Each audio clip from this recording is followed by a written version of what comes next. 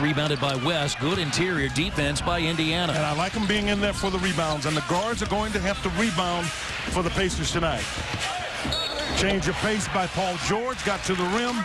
And I see Josh Smith rim and using the other side. And Indiana has the lead at 3-2 on a three-point play by Paul George. He had 25 last night of his 20 rebound by Hill. It really was. Again, guards have to rebound when you play against a team that beat you as decisively as Detroit did the last time the Pacers played on the offensive glass. And right now it's one-on-one, Paul George against Jim. Monroe is a much better forward than he is a 5. And it also says that he's played against Roy Hibbert, but I think you got a better chance of getting some things done in the post with Roy, with Monroe on him. Rodney Stuckey has been so up and down. 3 games ago he had 3, then he had 23, then he didn't score at Toronto on Wednesday. He was 0 for 6 from the field, so already a basket for Stuckey. And now Paul George on the baseline. Jumper good, and PG has 8. That nice recognition on the part of that time. I thought George, one of the reasons why they're hard to guard. But Josh Smith, he dribbles the ball so you can load up. They move it better without it. 3 seconds. Paul George, pull up jumper. PG got it. It's a long 2. Finally able to knock one down. They're going to take a look at it. I tend to have that same mechanism going myself, and I appreciate the fact that he just calls it. You got to have more heart, more fight.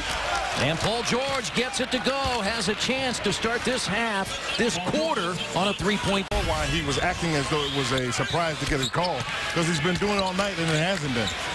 So the Pacers start with 3 points. Indiana has started 6-0. Oh, give it to West. See, there you go. He's going to have to take a timeout. Didn't have a choice. And the Pacers fans, you can hear them in the building, and they're behind Indiana's bench.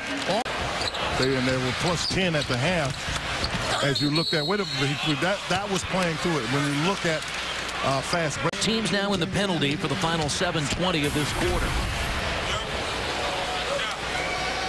See, that's where the Pacers have to be better defensively.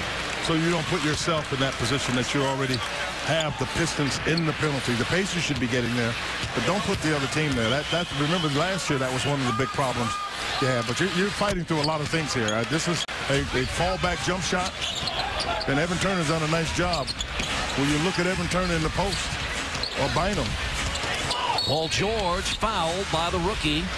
Caldwell Pope would definitely be proud of the way these guys are showing, because they're showing fight here. And I'm sure part of the conversation was not X and O's. This was about pride. This is about digging. And Paul George hits them both, and Indiana grabs the rebound. We talked about guards getting on the rebounds. Well, it's not just guards. You get your wings there, too. George hits the jumper. And you can see he's starting to find an offensive rhythm, too. Big shots. He's got 9. And you got to make him pay by coming back to Bynum. Now Paul George step back 3. Good by PG. He's really starting to feel it now. He's got Caldwell Pope on the other end, because they get tired of the pressure you put on them. 4 straight Detroit points. Singler both free throws. And it's a 3-point lead. Paul George has yet to score in this quarter. He had 14 in the third.